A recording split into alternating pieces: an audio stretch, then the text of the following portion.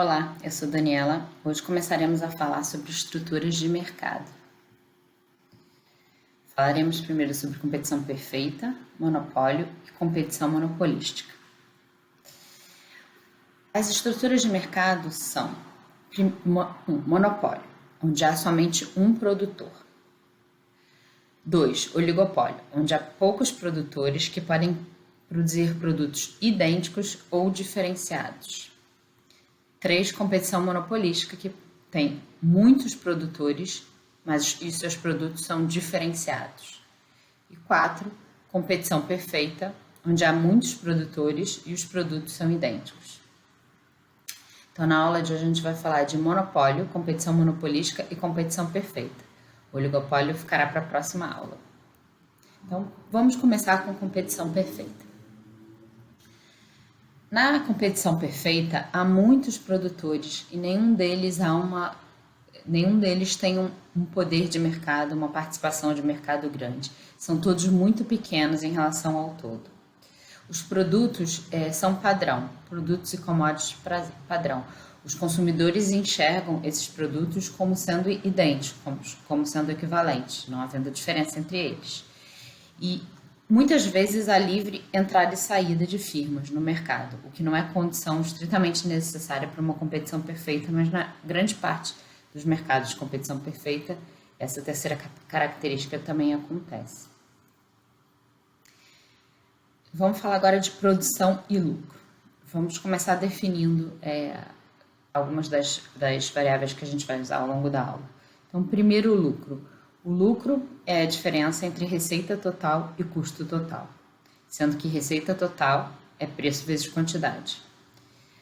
Receita marginal, que é outra variável que a gente vai usar bastante, é a variação da receita total dada uma variação na quantidade. A quantidade ótima da firma, a escolha ótima de quantidade a ser produzida da firma, vai ser uma quantidade tal que receita marginal se iguale ao custo marginal. No caso específico da competição perfeita, a gente sabe que a receita marginal é o preço. Então, o quanto cada produtor ganha por uma unidade adicional a ser vendida é o preço de mercado. Isso porque numa competição perfeita, pelo fato de cada produtor ser muito pequenininho em relação ao todo, a quantidade que cada produtor resolve produzir individualmente não afeta o preço de mercado. Então, o preço é dado. Mesmo que o produtor aumente a sua quantidade produzida, o que adicionalmente ele vai receber por essa quantidade adicional a ser produzida e vendida vai sempre continuar sendo o preço. Ele não tem poder de influenciar. Ele é o que a gente chama de price taker. Então, na competição perfeita, onde as firmas são price taker, né, são tomadores de preço, a quantidade ótima a ser produzida vai ser tal que preço seja igual ao custo marginal. Demanda da firma. Cada firma vai, então, individualmente se deparar com uma demanda horizontal, ou seja, perfeitamente elástica. Então, a curva de demanda individual de cada firma vai ser perfeitamente elástica e vai ser igual à receita marginal, a curva de receita marginal, que é igual ao preço. Então cada firma individualmente vai se deparar com uma demanda horizontal exatamente na altura do preço de mercado. Então, um exemplo numérico bem simples para a gente entender e começar a falar um pouco sobre a escolha da firma. Então, aqui eu tenho um exemplo em que preço é 20, o custo total, que é um custo em função da quantidade produzida, vai ser Q ao quadrado mais 150, reparando que Q ao quadrado é a parte variável do custo, né? 150, então, vai ser o custo fixo dessa firma. Se ela, para maximizar lucro, então, ela vai escolher uma quantidade de produto tal que o preço seja igual ao custo marginal. Usando esse nosso exemplo aqui, o custo marginal vai ser 2Q. Então, igualando 20 a 2Q, a gente acha que a quantidade ótima que a firma vai querer produzir é 10, são 10 unidades. Colocando essa quantidade ótima e o preço de mercado na nossa equação de lucro, então a gente tem que o lucro é receita total menos o custo total, Vai ser preço vezes quantidade menos esse custo que foi dado. Fazendo as contas, a gente tem que o lucro da firma vai ser menos 50, ou seja, ela vai ter um prejuízo de 50. E aí a pergunta é, essa firma vai produzir mesmo com esse prejuízo de 50? Então a gente vai perceber que no curto prazo, a firma ela tem um custo fixo de 150 nesse nosso exemplo. Então, se a firma escolhe produzir, uma vez que ela já está aberta, já está funcionando, o seu lucro vai ser de menos 50, ou seja, ela vai ter uma perda de 50. Mas se ela decide não produzir, ela vai ter uma perda de 150, porque ela vai ter que pagar esse custo fixo dela de 150. Então, nesse nosso exemplo, uma vez que a firma já esteja aberta produzindo, ela vai querer produzir para diminuir esse custo fixo, pagar parte desse custo fixo que ela tem, tá? Logicamente, se a gente está falando de uma decisão de longo prazo, no longo prazo a firma pode ajustar e pode não ter que pagar esse custo fixo. E aí, então, a decisão pode ser outra. Então, olhando no caso da firma que ainda não abriu e não começou a produzir, a gente vê que a firma vai decidir abrir e produzir se o lucro for não negativo. A firma só vai querer abrir e produzir se o lucro for não negativo. Então, a gente tem que o lucro tem que ser maior ou igual a zero, substituindo o nosso lucro pela equação que a gente já viu, a gente tem que receita total menos custo total tem que ser maior ou igual a zero. Reorganizando aqui, a gente tem que a receita total tem que ser maior ou igual ao custo total. Substituindo a receita total por preço, quantidade, organizando, então a gente tem que a firma vai decidir abrir e produzir quando o preço de mercado for maior ou igual ao seu custo total médio. Sim? Então, reorganizando a nossa primeira condição aqui de lucro ser maior ou igual a zero, reorganizando ela, a gente chega que a firma vai decidir abrir e produzir quando o preço de mercado for maior ou igual ao seu custo total médio. Sim? Então, esse preço é o preço que tem a ver com a decisão de abertura e produção. Sim? Vendo graficamente essa relação entre o preço e o custo total médio, a gente percebe que, lembrando que o preço vai ser igual ao custo marginal, né? Nesse caso de competição perfeita, então a gente tem que, quando o custo marginal é maior do que o custo total médio, a gente tem então que o preço é maior que o custo total médio. E a firma então vai ter lucro, que é esse exemplo desenhado aqui no retângulo amarelo. Já quando a firma tiver um custo marginal menor do que o custo total médio, o preço vai ser menor do que o custo total médio e a firma, então, se resolver abrir e produzir, ela vai ter uma perda. Sim? Então, a gente aqui vê graficamente o que a gente acabou de calcular, que a firma vai querer abrir e produzir quando o preço for maior ou igual ao custo total médio. Sim?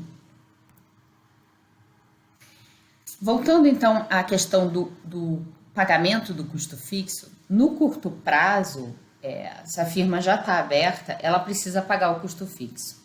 Então, lembrando que o custo total vai ser custo variável mais custo fixo, e sabendo que a firma vai ter que pagar o custo fixo de qualquer maneira no curto prazo, a gente consegue tirar aqui uma segunda condição de que próximo slide, de que se a receita total menos o custo variável for maior que zero, a gente sabe que a perda dela vai diminuir, ou seja, o que ela ganha vai abater o custo fixo que ela tem que pagar, tá? Uma vez que ela já está aberta. Se a receita total menos o custo variável for menor que zero, a decisão de produzir faz com que a perda dela só aumente. Então, além do custo fixo, ela ainda vai ter uma perda adicional. Daí, então, a gente vai tirar uma nova condição, tá? De que no curto prazo a firma então vai decidir produzir se receita total menos custo variável for maior ou igual a zero. Reorganizando, a gente chega a um segundo preço, né? Um segundo preço importante, que é o preço de fechamento, que significa que se o preço for maior ou igual ao custo variável médio, a firma vai querer produzir, uma vez que ela já está aberta. Então, se o preço for menor que o custo variável médio, a firma vai decidir fechar, porque o prejuízo que ela tem não produzindo, pagando só o custo fixo, é menor do que o prejuízo que ela tem se ela escolhe produzir. Sim? Agora falando de entrada e saída.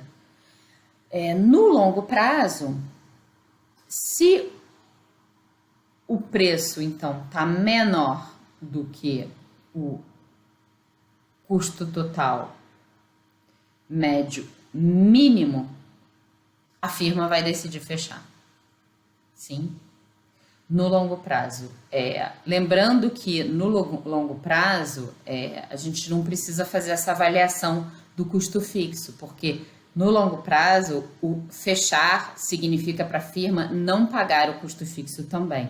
Então, significa não pagar nada, porque no longo prazo ela consegue renegociar esses custos fixos. Então, por exemplo, se for um aluguel de uma fábrica, ela consegue rescindir esse aluguel. Se for, no caso, a gente vê, sempre tem aquele nosso exemplo, né, de agricultura, de terra e trabalho, e aí o custo fixo viria da terra. No longo prazo ela consegue vender a terra. Então a verdade é que no longo prazo a gente não precisa se preocupar em pagar o custo fixo. A gente chama de longo prazo, aliás, no curto prazo sim, a gente chama de longo prazo exatamente esse período em que a firma consegue se livrar dos seus custos fixos. Então, voltando na decisão de longo prazo, se o preço for, a firma vai decidir fechar se o preço for menor ou igual ao custo total médio mínimo, sim? E se o preço for maior do que o custo total médio mínimo, e a gente está falando de livre entrada de firmas, significa que essa firma, em competição perfeita, ela vai estar tendo um lucro positivo. E aí o que a gente observa é que no longo prazo, quando o lucro das firmas está sendo positivo, novas firmas vão querer entrar nesse mercado. Então, outras firmas vão perceber que existe um espaço de ganho e vão entrar no mercado. Então, agora, avaliando aqui individualmente, a gente já vai falar do que acontece com a entrada e saída de firmas, mas só para formalizar aqui o que ficou faltando, no curto prazo, quando a gente está com um número fixo de produtores e não tem entrada e saída, a gente sabe que a oferta individual da firma, então, vai ser, olhando para a curva aqui de custo marginal, vai ser exatamente a curva de custo marginal dessa firma individualmente, começando do ponto em que o custo é maior ou igual ao custo médio mínimo. Sim, então para preços menores do que esse custo médio mínimo, a gente já viu que a firma vai fechar. Então ela só vai ofertar, ela só vai produzir e ofertar uma quantidade a partir do ponto em que o seu custo de produção é maior ou igual ao seu custo marginal, né, de produção, o custo de cada unidade adicional é maior ou igual ao custo médio mínimo, né, custo total, né, médio mínimo. Sim? No longo prazo, então, se a gente tem muitos produtores potenciais que não entraram ainda no mercado, mas que podem entrar quando vislumbrarem que aquele mercado é um mercado bom, né? Está dando lucro, e a gente tem então livre entrada e saída de firma, a gente sabe que os produtores, então, quando está tendo lucro positivo, os produtores vão entrar, novos produtores vão entrar, Isso vai fazer com que a curva de oferta se desloque para a direita, né? Então, lembra que um dos motivos de deslocamento da curva de oferta para a direita é o aumento do número de produtores, que é exatamente o que a gente está vendo aqui. Esse deslocamento da curva para a direita, né? Ou um aumento de oferta, né? Ou uma expansão da oferta, vai fazer com que o preço diminua e as firmas, então, existentes naquele mercado reduzam o seu produto, sua produção individual, né? Mas lembrando que com a entrada dessas novas firmas, mesmo as firmas existentes reduzindo a sua produção individual, a produção total da indústria vai aumentar, sim? Graficamente, observando isso, é bem fácil de ver, a gente tem aqui, no número 1, a resposta de uma firma a um aumento de demanda, por exemplo. Então, imagina que a gente estava em equilíbrio, teve um deslocamento positivo de demanda, aumentou a demanda. Isso vai fazer com que o preço de mercado passe a ser maior do que o custo total médio. Então, as firmas existentes vão ter lucro positivo. Sim, é o que a gente vê nesse gráfico. O novo ponto aqui de produção, ele tem um preço que está acima do custo total médio.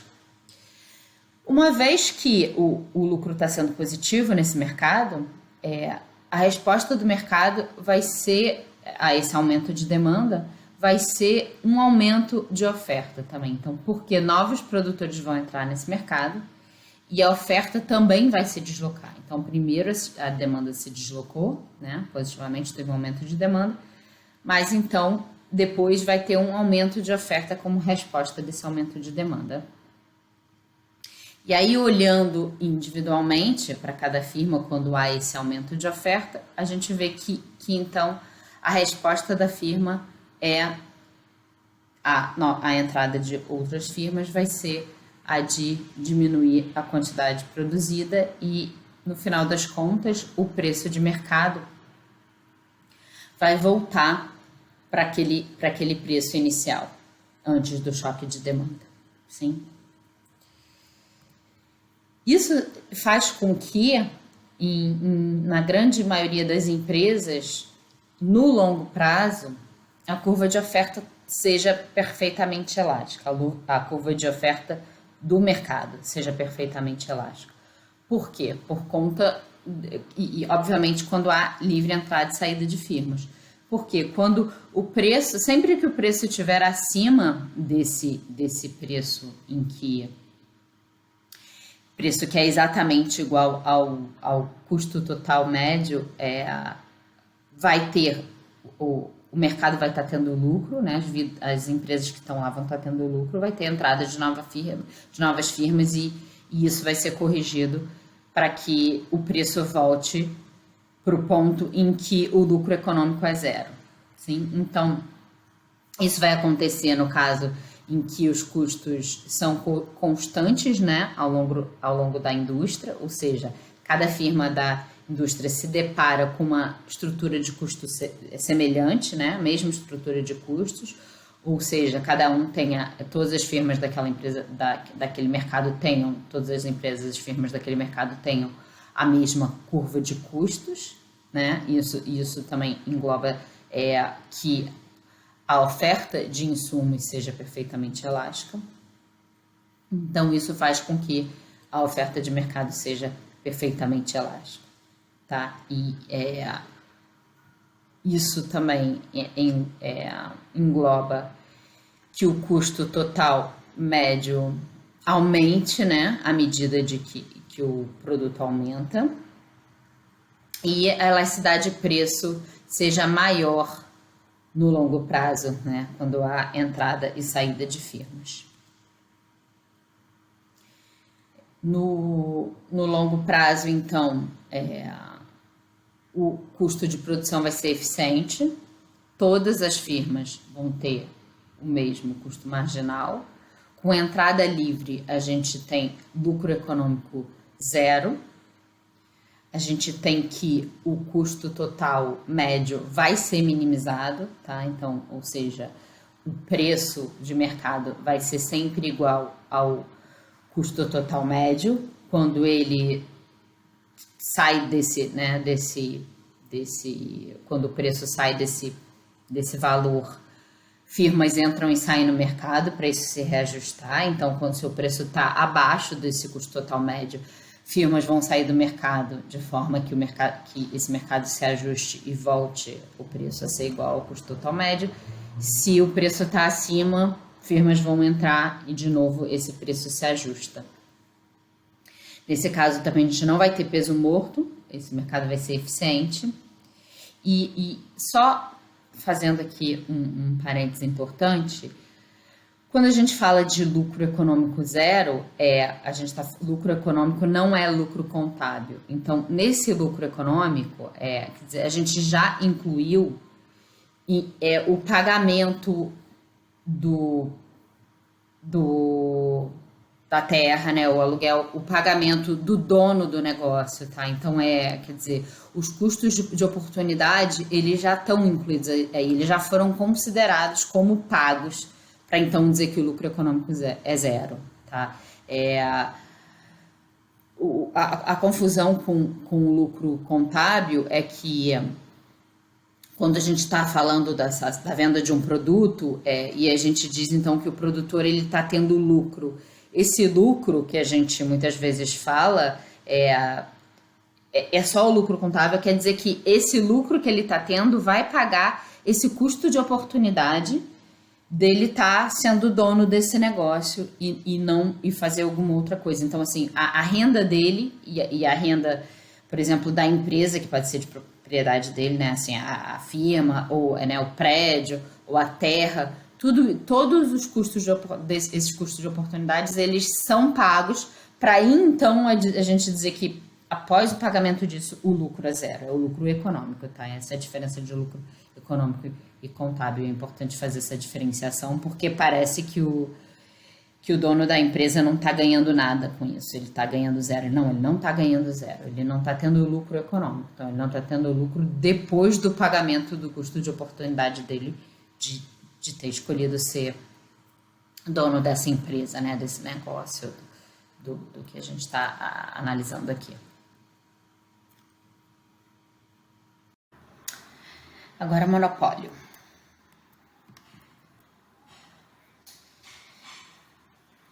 Um monopólio, diferente da concorrência perfeita, as ações do produtor afetam os preços.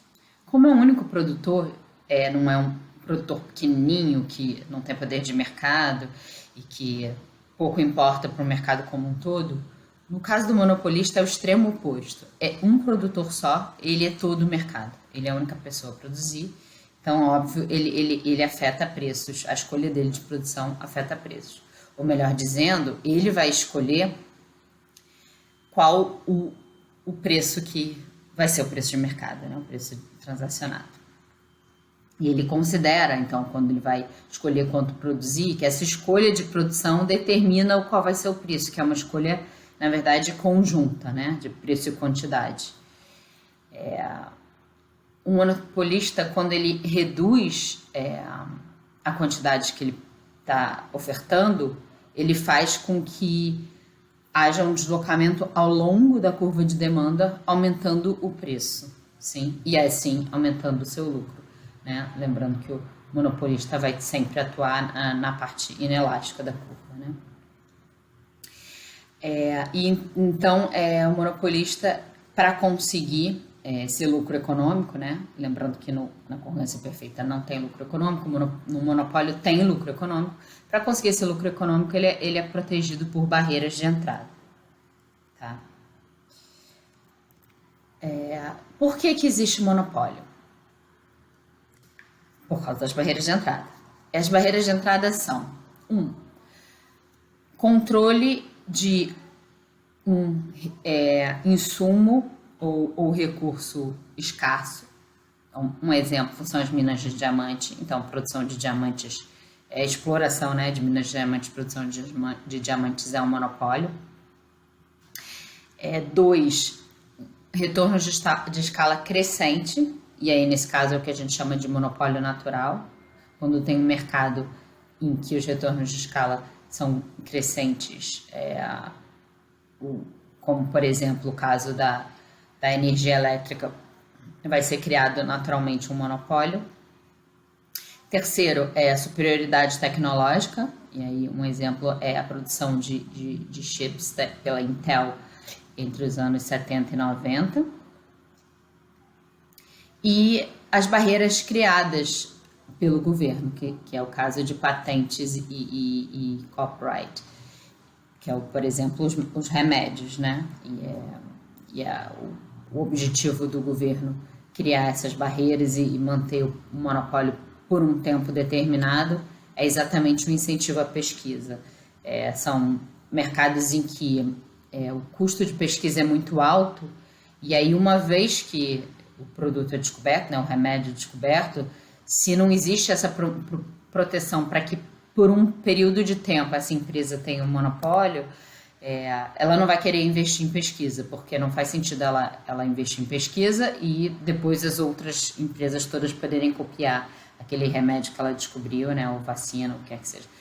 Então, as patentes fazem com que por um período determinado de tempo a empresa tenha um monopólio sobre aquele produto para poder recuperar o dinheiro que foi investido com pesquisa.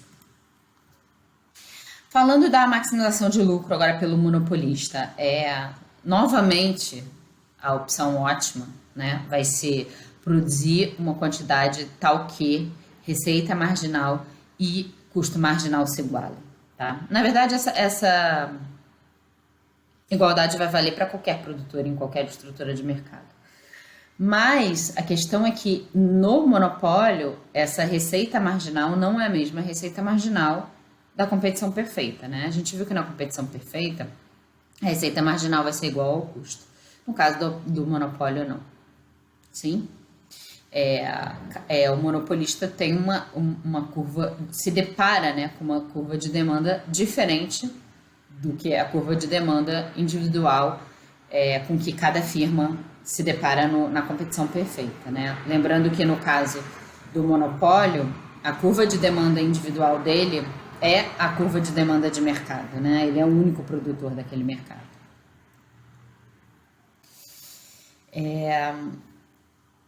Como eu já falei, né, na competição perfeita, a receita marginal vai ser igual ao preço, e além disso, é importante lembrar que a quantidade produzida, uma diferença, né, um aumento de quantidade, uma diminuição de quantidade produzida numa firma de concorrência perfeita não vai afetar o preço de mercado se mantém.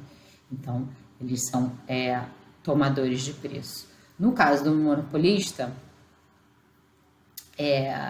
ele vai fazer preço, ele é um price maker, então ele vai escolher, e a quantidade que ele escolhe produzir vai ter então dois efeitos, sim, efeito preço e efeito quantidade. O que isso significa? O efeito quantidade é quando ele resolve produzir menos, a quantidade que ele vai vender vai ser menor. Então, tem esse efeito de queda na quantidade, sim, em relação, por exemplo, ao equilíbrio de mercado que a gente viu na competição perfeita. Então, o monopolista vai querer produzir uma quantidade menor, e aí ele vai ter esse efeito de produzir uma quantidade menor. Mas, por outro lado, cada unidade que ele vai produzir, ele vai vender a um preço maior do que estava sendo vendida, no caso, a concorrência perfeita, por exemplo. Então, ele vai ter esse efeito de mudança no preço, né, de aumento no preço, quando ele reduz a quantidade, e, óbvio, vice-versa. Se ele diminui o preço, ele aumenta a quantidade, né? Mas, olhando em relação a um equilíbrio que seria um equilíbrio, se esse mercado fosse competitivo, o que a gente vê é que o monopolista ele vai produzir uma quantidade menor do que a quantidade de concorrência perfeita e vai vender, então, a um preço maior do que o preço de competição perfeita, né? De concorrência perfeita. Voltando agora à questão da receita marginal, a gente sabe que a receita marginal do monopolista não é igual ao da concorrência perfeita. Então, não é uma receita marginal constante, né? Fazendo aqui uma conta bem simples, a gente, para o caso, né, mais simples de uma demanda linear, então aqui eu defini que a minha demanda linear é definida por essa equação aqui, então preço é igual a A menos BQ, sendo A esse intercepto da demanda no eixo vertical, e sendo menos B a inclinação da curva da demanda. Eu ponho aqui minha receita total, então vai ser esse preço que eu acabei de definir, vezes quantidade. Então vai ser A menos BQ, tudo vezes Q. Isso é a minha receita total. Tá? Aqui, multiplicando, eu tenho aqui menos BQ ao quadrado. Derivando a minha receita total para encontrar a minha receita marginal, então eu vou ter A menos 2BQ. Então, reparem que a receita marginal, ela vai ter o mesmo intercepto que a demanda, que aqui, nesse caso desse exemplo, é A, mas ela vai ter uma inclinação que é o dobro, né? Então, quer dizer, o módulo da inclinação é 2 vezes o módulo da inclinação da demanda. Graficamente, então, aqui a gente vê, eu desenhei aqui, fiz 2 gráficos. No primeiro exemplo, o custo marginal é constante. No segundo exemplo, o custo marginal é linear crescente. E desenhei, então, aqui a minha demanda, né, onde o intercepto dela no eixo horizontal é AB. E, então, por isso, o intercepto no eixo vertical vai ser igual, né, da receita marginal, que a gente viu que é A. E no eixo horizontal vai ser A sobre 2B, sim, por conta dessa inclinação, que é o dobro em módulo, né? A inclinação também negativa da receita marginal. Ok? E aqui, na verdade, não está marcado, mas a gente já pode ver que graficamente a gente encontrou o nosso ponto ótimo, né? Lembra que a gente falou que o ótimo para o monopolista vai ser quando a receita marginal é igual ao custo marginal. Então, onde a gente tem o intercepto dessas duas curvas, da curva de receita marginal com a curva de custo marginal, a gente achou o nosso ponto ótimo de produção. Sim? Agora sim, tá? Agora aqui mostrando esse ponto que eu acabei de falar. Então, aqui eu chamei de QM, a quantidade ótima de monopólio, e PM, o preço de monopólio, né? Que vai ser o preço de mercado, que vai ser o preço ao qual o monopolista vai cobrar o produto dele. Falando agora um pouco de excedente do produtor e lucro, né, relacionando essas duas variáveis. Se o custo fixo é zero, o excedente do produtor vai ser igual ao lucro do monopolista, tá? Né? Então aqui, num exemplo aqui, por um custo marginal constante, só para simplificar as contas, a gente vê que o excedente do produtor, que é a diferença entre o quanto o produtor recebe pela sua venda e o quanto ele estaria disposto a receber, que aqui nesse caso o quanto ele está disposto a receber é o custo marginal, né? Porque a gente considerou que não tem custo fixo, é um exemplo bem simples. Então o custo dele total o custo dele vai ser, o custo marginal dele aqui é constante sem custo fixo, é um exemplo mais simples que a gente tem de custo. E aí a gente vê nesse gráfico que esse retângulo que eu colori aqui de azul, que é o excedente do produtor, ele é igual a QM vezes PM, que é exatamente o lucro do monopolista, né? Desculpa, não, tá errado, vou falar melhor.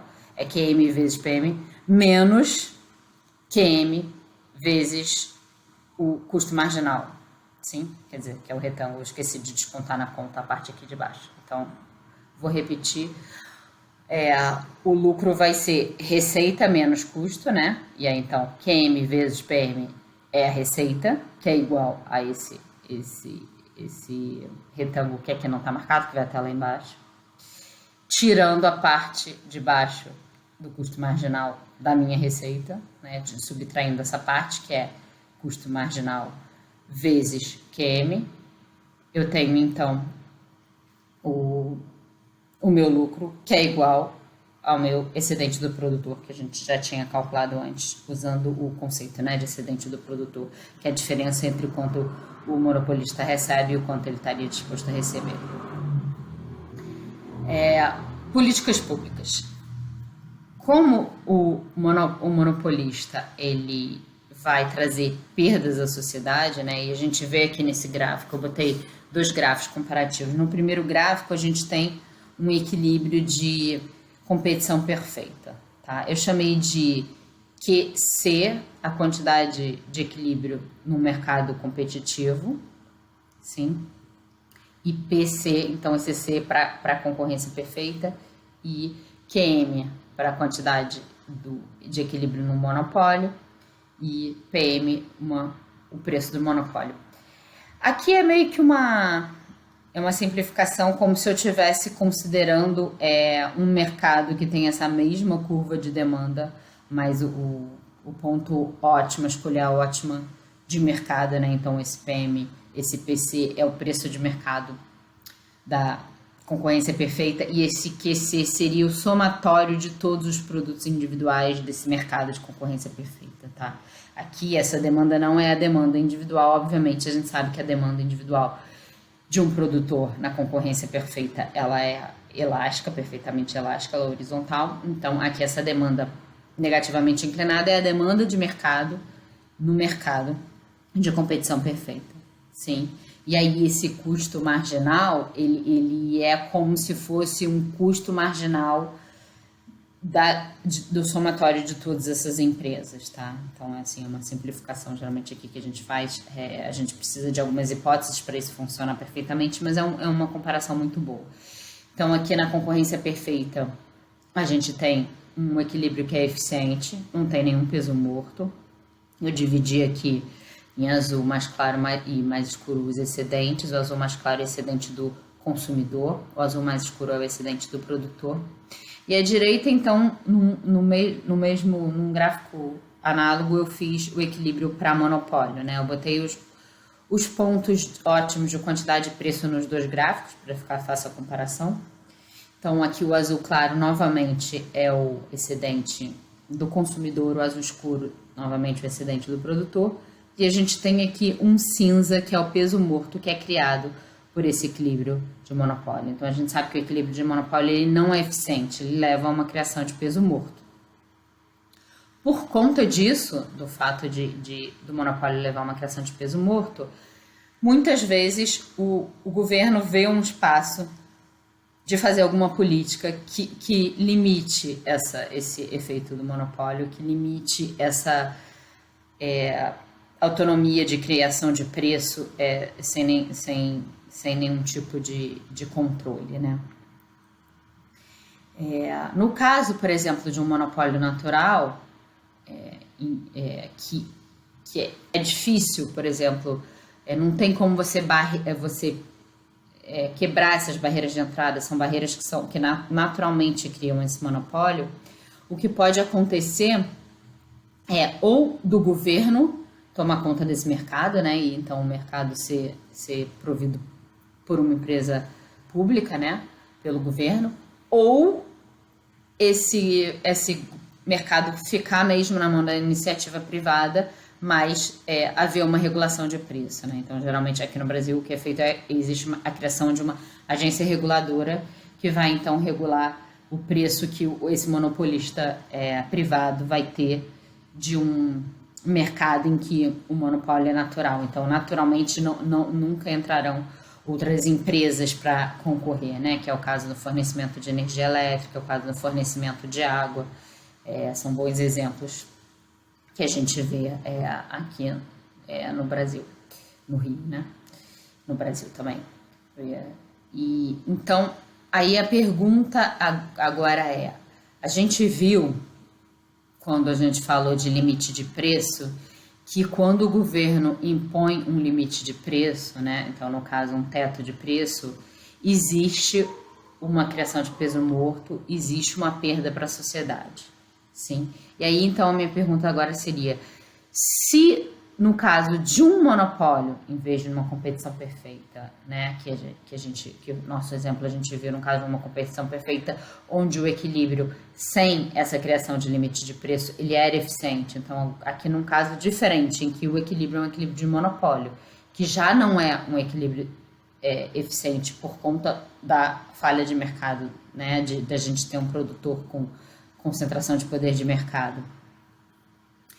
Essa imposição de um teto de preço faz com que piore o equilíbrio ou faz com que melhore? Sim? Então, não necessariamente a imposição de preço vai melhorar. Na verdade, ela pode, não vai piorar, como no caso de um equilíbrio que era eficiente. A imposição de preço pode melhorar a situação no caso do monopólio, né? Então, se o governo coloca um preço que esteja acima do custo marginal do monopolista, quer dizer, que permita que ele pague os seus custos, né? Então, é possível, sim, que o monopolista continue produzindo, mesmo com esse teto de preço, e que, então, esse peso morto que seria criado num equilíbrio de monopólio sem nenhum tipo de intervenção do governo, seja diminuído, né? Quer dizer, com a imposição do teto, é possível diminuir essa perda. É possível que se chegue a um equilíbrio nesse mercado, em que seja um equilíbrio de monopólio controlado, em que o preço possivelmente vai ser ainda acima do preço de concorrência perfeita, mas um preço menor do que esse preço de monopólio, então diminuindo essa criação de peso morto. Sim? Então, o que é preciso tomar cuidado é que esse teto de preço ele tem que ser autossuficiente para que a firma consiga pagar o seu custo total médio, né? Lembra que a gente viu, inclusive quando a gente estava falando da concorrência perfeita, que uma firma só vai querer produzir se o preço estiver acima do custo total médio, né? Então, aqui vai valer a mesma coisa para o monopolista. Esse teto de preço não pode ser colocado um preço abaixo do custo total médio da empresa. Sim. Bem, até agora a gente estava falando de um monopolista que cobrava um único preço pelo produto que ele está produzindo, né? Óbvio que não faz muito sentido a gente falar de diferenciação de preço, né? Não, quer dizer, a gente está tratando o monopólio naquele mercado em que todos os produtos que o monopolista vai cobrar, eles são idênticos. Só que é possível que esse monopolista, mesmo produzindo produtos idênticos, cobre preços diferentes para diferentes consumidores, sim, por esse mesmo bem, pelo bem que é idêntico. Isso é o que a gente chama de discriminação de preço. Então, diferentes consumidores vão pagar por bens idênticos preços diferentes. Sim? É fácil perceber que o monopolista ele vai cobrar preços maiores, né, de consumidores que têm uma elasticidade de preço mais baixa, né? Elasticidade de preço da demanda mais baixa, ou seja, consumidores que sejam mais inelásticos. E ele vai cobrar preços mais baixos de consumidores que sejam mais elásticos, né? Ou que tenham uma elasticidade de preço da demanda mais alta. A gente chama de discriminação perfeita. O caso em que o monopolista consegue cobrar de cada consumidor exatamente a disposição de pagar por aquele produto, né? Então, se ele consegue vender cada unidade para cada consumidor exatamente por quanto o consumidor está disposto a pagar por aquele produto, é o que a gente chama de discriminação perfeita.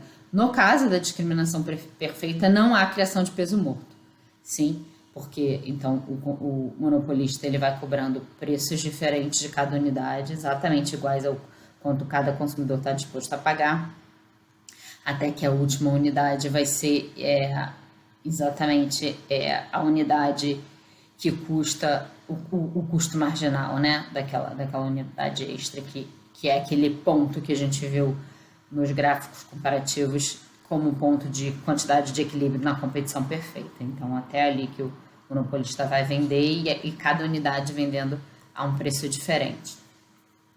Exemplos de discriminação de preço muito comuns da gente ver no nosso dia a dia são passagens de avião. Então, a gente vê que a mesma, e aí eu não estou falando da diferença de uma passagem de econômica para business, eu estou falando da mesma passagem, né? A mesma passagem de econômica, por exemplo, que tem preços diferentes dependendo de algumas especificações, e isso tem a ver com o tipo de consumidor, né, que essa passagem quer atingir.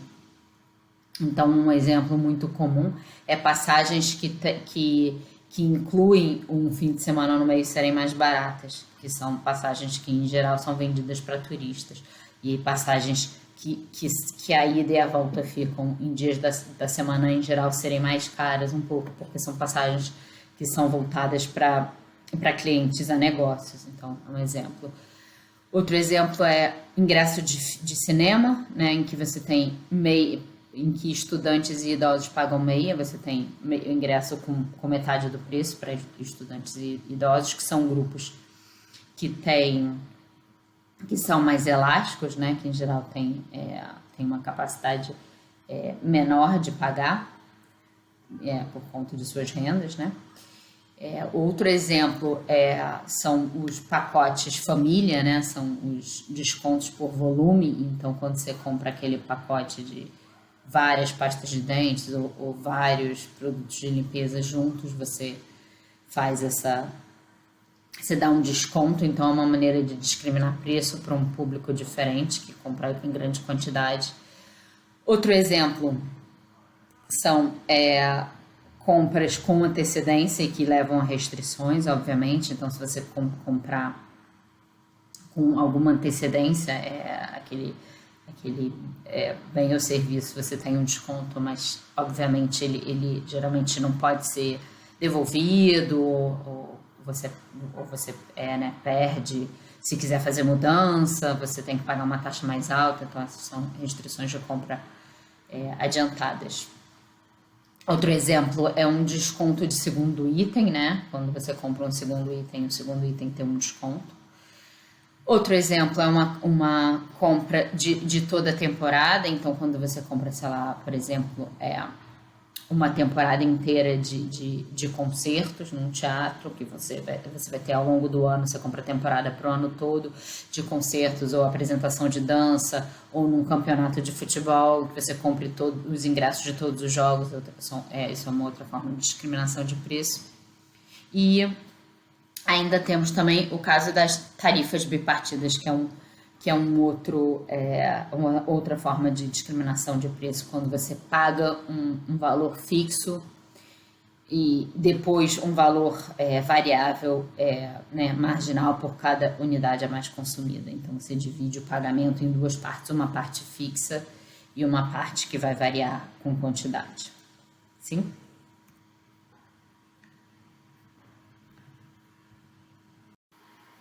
A terceira e última estrutura de mercado que a gente vai ver na aula de hoje é a competição monopolística. Na competição monopolística, há muitos produtores, os produtos são diferenciados e há livre entrada e saída de firmas. A demanda com a qual um produtor no mercado de competição monopolística se depara é uma demanda negativamente inclinada. Os produtores têm algum poder de mercado, né? Não tanto poder de mercado como monopolista, mas tem algum. E a quantidade que eles vão escolher vai depender também dos preços que os seus competidores cobram. E a gente vai ter um comportamento não cooperativo. Essa diferenciação dos produtos, ela pode ser feita por estilo e tipo, por localização ou por qualidade.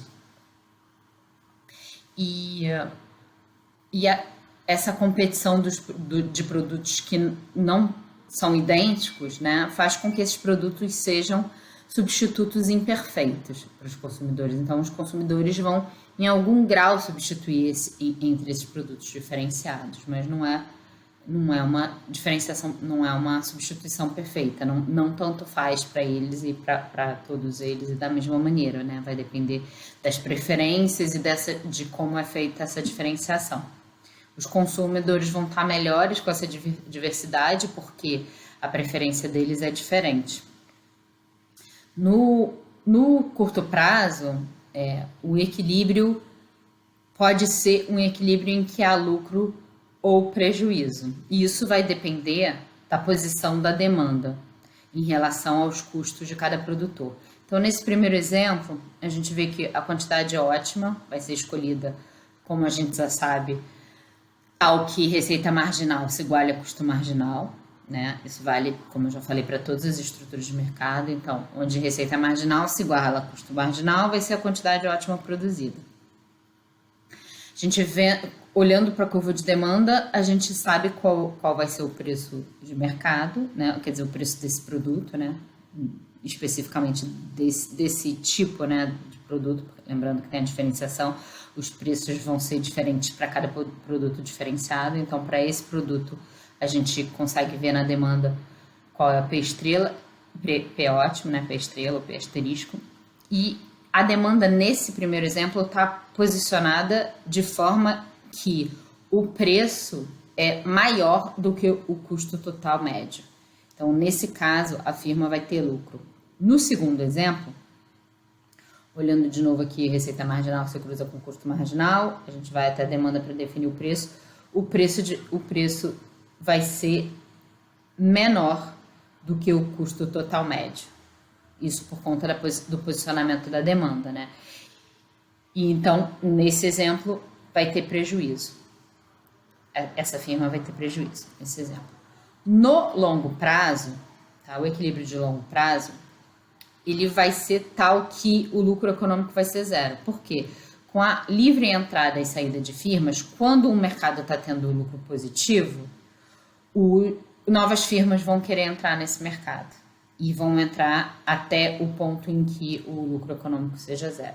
Por outro lado, se as firmas do mercado estão tendo prejuízo, algumas vão fechar. E isso vai acontecer até o ponto em que o mercado tenha lucro zero. Sim, então vai haver esse ajuste. Olhando a dinâmica desse ajuste aqui, a gente vê aqui, por exemplo, nesse primeiro caso, a demanda está posicionada de maneira que o preço ele está maior do que o custo total médio. Então, é um exemplo, esse primeiro gráfico exemplifica um caso de lucro positivo. Então, esse produtor está tendo um lucro positivo. Com a percepção desse lucro positivo, novas firmas vão entrar. E vão entrar de tal forma que essa demanda diminua, seja deslocada para baixo. Por quê? Porque essa demanda não é a demanda individual dessa firma. Com novas firmas no mercado, a demanda com que ela vai se deparar é menor. E aí, então, a dinâmica é que essa demanda vai se deslocando, né? E vai mudando de inclinação até o ponto em que a quantidade ótima vai estar exatamente num ponto em que a curva de demanda é tangente a esse custo total médio. Isso faz com que, nesse ponto, o preço seja exatamente igual ao custo total médio. Então, para esse Q estrela, em que a demanda está exatamente tangenciando a curva de custo total médio, o preço vai ser, então, igual a esse custo total médio, a gente vai ter, então, lucro econômico zero, sim, que foi o que a gente já viu. Agora, algumas explicações a mais desse gráfico. Esse gráfico, ele tá, quer dizer, foi desenhado só para ilustrar, ele tá impreciso. Não é verdade que a receita marginal aqui vai ter inclinação metade da demanda como é no monopólio, tá? E também não é verdade que o intercept vai ser igual ao da demanda. Para desenhar exatamente essa curva, a gente teria que ter as equações. Então, assim, eu fiz aqui um desenho ilustrativo só para mostrar os pontos principais que eu gostaria de mostrar, que são que o ótimo vai ser quando receita marginal e custo marginal se encontram, e o posicionamento da demanda em relação ao custo total médio. Então, isso que é o que está sendo mostrado aqui, que é o que importa nesse gráfico. Agora, outra coisa que eu acho importante de explicar é nessa dinâmica o porquê que a demanda vai diminuindo, mas também vai mudando a inclinação. Então, assim, por que o deslocamento dela não é paralelo, tá? Assim, óbvio que fazendo uma engenharia reversa, assim, a gente vai querer que ela pare tangenciando essa curva, né? Então, mas assim, não só tangenciando a curva, mas tangenciando a curva no ponto em que receita marginal e custo marginal se encontram, né? E assim, para isso acontecer pode ser preciso mudar a inclinação, mas assim, óbvio que isso não é o motivo, né? Isso é consequência. O motivo da mudança de inclinação é que os produtos são diferenciados. Então, essas novas firmas que estão entrando, elas não são necessariamente firmas que produzem um produto idêntico a essa firma que a gente está avaliando. Então, a substituição entre esse produto do nosso gráfico e o produto da firma entrante não é uma substituição perfeita. Então, isso faz com que essa demanda ela mude de inclinação também. O deslocamento seria paralelo se a gente tivesse, se a entrada de firmas fosse de firmas idênticas. Então, sim, o deslocamento da demanda seria paralelo, que foi o que a gente viu quando a gente estava falando em concorrência perfeita e falou em entrada de firmas, a gente falou em deslocamento paralelo, né, da oferta, né, ou da demanda, mas no caso lá a gente estava já olhando no caso da oferta. Aqui eu estou olhando o resultado dessa entrada na demanda individual, tá? Então, assim, só para de novo botar aqui a diferença para não ficar confuso. Naquele outro gráfico eu estava vendo o deslocamento da oferta total no mercado como entrada de novas firmas, tá? Aqui eu estou vendo o deslocamento da demanda individual de cada firma com a entrada de outras firmas concorrentes, né? De novas firmas. Então, por isso que tá diferente, a análise não é a mesma. Fazendo uma comparação, então, assim, com os dois tipos de competição, né, a perfeita e a monopolística, a gente vê aqui, primeiro, graficamente, o que é mais visível graficamente, que, no caso da competição perfeita, a demanda é igual à receita marginal, que é igual ao preço ótimo, elas são perfeitamente elásticas, elas são horizontais. No caso da competição monopolística, a demanda e a receita marginal são negativamente inclinadas. Sim. O ponto ótimo não só para esses dois, mas para qualquer estrutura de mercado, é sempre quando receita marginal é igual ao custo marginal, sendo que no caso da competição perfeita, a receita marginal é igual ao preço. Então, a gente tem o caso específico em que o custo marginal vai ser igual ao preço em equilíbrio. Sim, por conta da igualdade entre receita marginal e preço. O lucro de longo prazo vai ser zero nos dois casos, sempre que houver livre entrada e saída de firmas, sim, que é o caso que a gente está considerando. Então, o lucro no longo prazo vai ser zero. A quantidade ótima, no caso da competição perfeita, ela é igual a quantidade tal em que o custo total médio seja mínimo. Sim, a gente pode ver aqui no gráfico, isso está fácil de ver, que o que aqui de competição perfeita está exatamente no ponto mínimo do custo total médio. No caso da competição monopolística, a quantidade vai estar à esquerda desse ponto mínimo. Então, a quantidade produzida vai ser menor do que a quantidade em que o custo total médio é minimizado. Sim, isso faz com que exista um excesso de capacidade, ou seja, há um número maior de firmas produzindo para poder produzir esse nível ótimo de produto do mercado. Não existiria uma capacidade, um excesso de capacidade se a gente reduzisse o número de firmas e cada firma então produzisse uma quantidade maior, ou seja, uma quantidade igual ao custo total médio, como é no caso da competição perfeita. Sim, e o preço, no caso da competição perfeita, então, é um preço de mercado, e o preço, no caso da competição monopolista, vai ser igual ao custo total médio daquela firma. Então, o preço que a firma vai cobrar pelo produto dela, né, diferenciado das outras, o preço do produto dela em especial, vai ser igual ao custo total médio, que não necessariamente é igual ao preço dos outros produtos que são diferenciados, né? Então, cada firma vai cobrar pelo seu produto um preço que seja igual ao seu custo total médio. Sim? Falando então, só para terminar, de eficiência, como existe esse excesso de capacidade, cada firma produz um nível de produto menor do que o nível que minimizaria esse custo total médio, há uma ineficiência. Mas, por outro lado, o consumidor tem um ganho pelo fato da diversidade, que a gente já falou aqui. Então, assim, existe um trade-off entre esse excesso de capacidade e o ganho na diversidade. Então, no final das contas, é muito difícil medir se os consumidores vão estar piores ou melhores do que no caso de uma concorrência perfeita, por exemplo, por conta desse trade-off entre excesso de capacidade e ganho com diversidade. Sim? Por hoje é só. Até a próxima.